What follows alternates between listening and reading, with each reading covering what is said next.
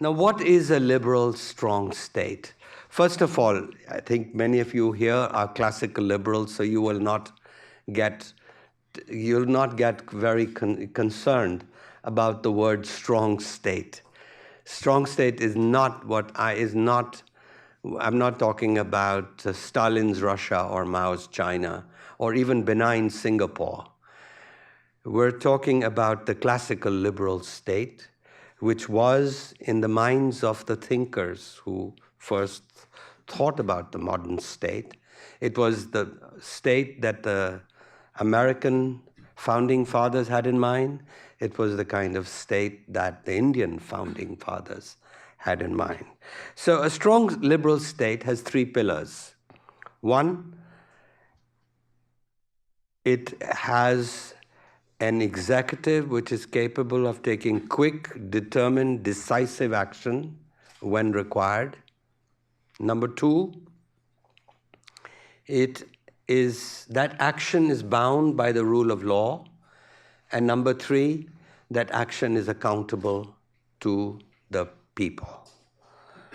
Now, unfortunately, the three pillars, like the pillars in this building, do not reinforce each other. And an excessive concern with accountability does reduce the power of the state to act. And this is what we've seen happen in India in the last few years with this movement, what we call the Anna Hazare movement, which was a movement for accountability, has so scared the bureaucrats that they're unwilling to put their name on a piece of paper.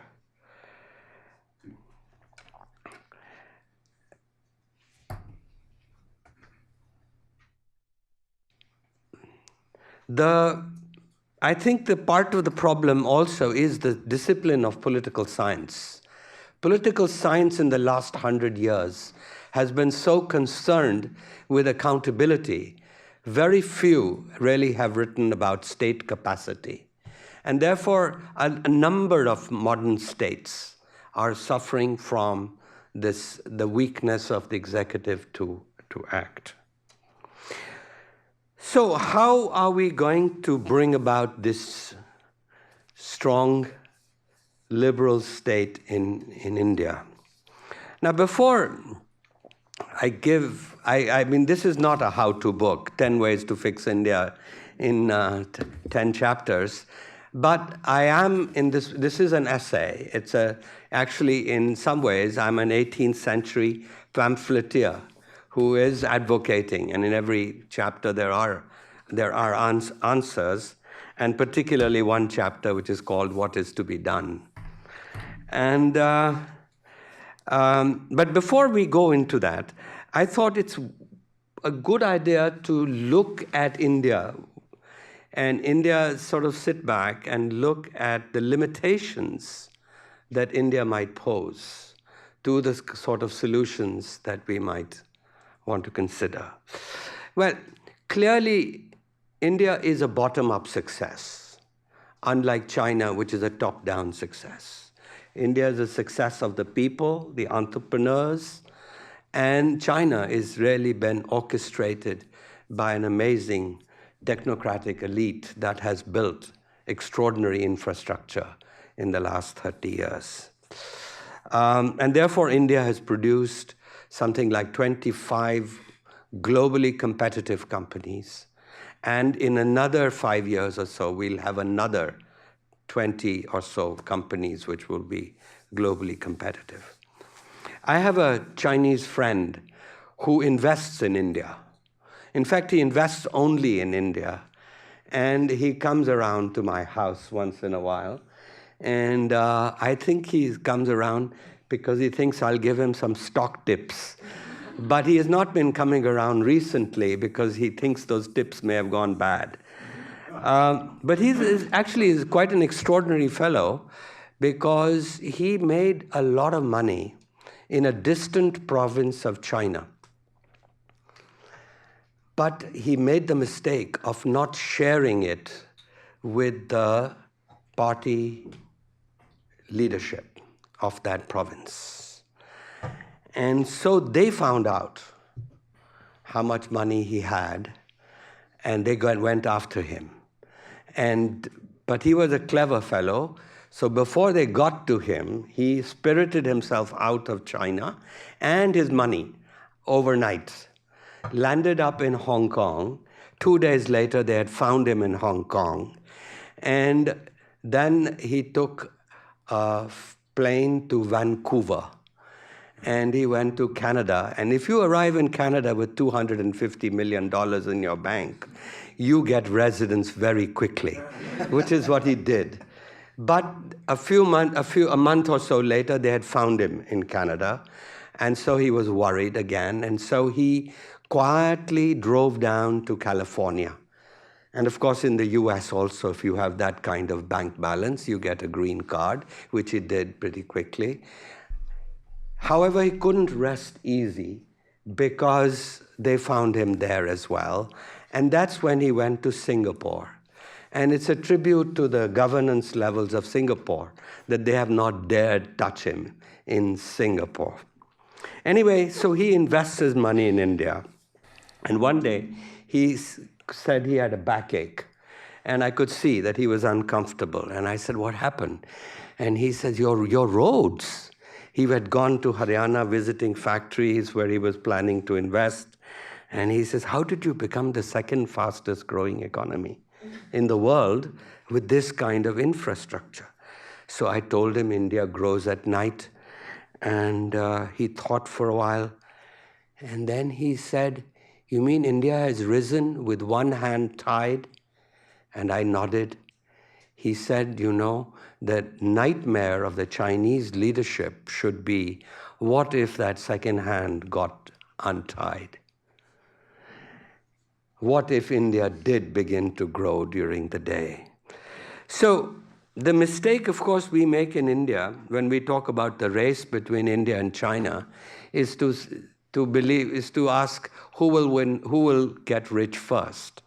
And that's really not the race. China is a good decade ahead, if not more. But more than that, I think both countries will turn into middle-class countries.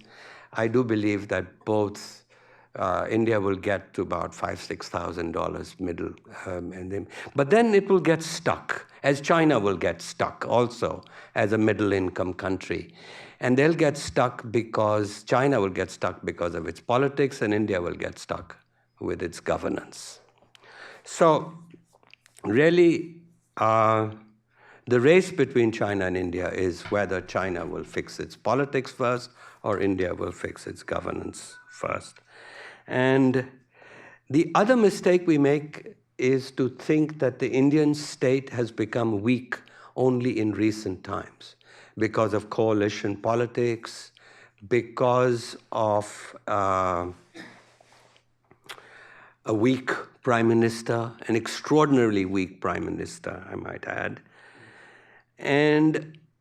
But we forget that actually India has always been a weak state and a strong society, unlike China, which has been a strong state and a weak society. And the fact is you need both. You need a strong society to make this, and you need a strong state to get things done, and you need a strong society to make that state accountable. India's history was a history of empires, of kingdoms. And China's history was a history of empires, competing kingdoms in India and political disunity. We had 4 empires in India, the Maurya, the Gupta, the Mughal, and the British. All 4 empires are weaker than the Chinese empires. And the Chinese person is defined by the state. The Indian is defined by society. In China, the emperor gave the law and then he interpreted the law. In India, the law preceded the king. And the job of the king was to uphold, law meaning dharma. The job of the king was to uphold dharma for the sake of the people. And the interpreter of the law was not the king, but the Brahmin. So very early on, in 6th century BC, in the kingdom of Magadha, we had created a liberal division of powers which weakened the state. And so oppression in India never came from the state, it came from society. In China, oppression came from the state, and the answer to that oppression in India was the Buddha, was a spiritual entrepreneur, a guru who comes along every few years in India, and who actually reduces the oppression for the people. The Chinese are assimilators, the Indians are accumulators. Many of the same migrations that came and peopled China came also to India. In China, they assimilated them into one Han identity. In India, we accumulated them into 2,200 subcastes, what we call jatis. And so in 1947, India could only have become a democracy. And today, India is a bottom-up success. So that is, it's consistent to a historical pattern. And the latest Anna Hazare movement is really a collision of strong society with a weak state.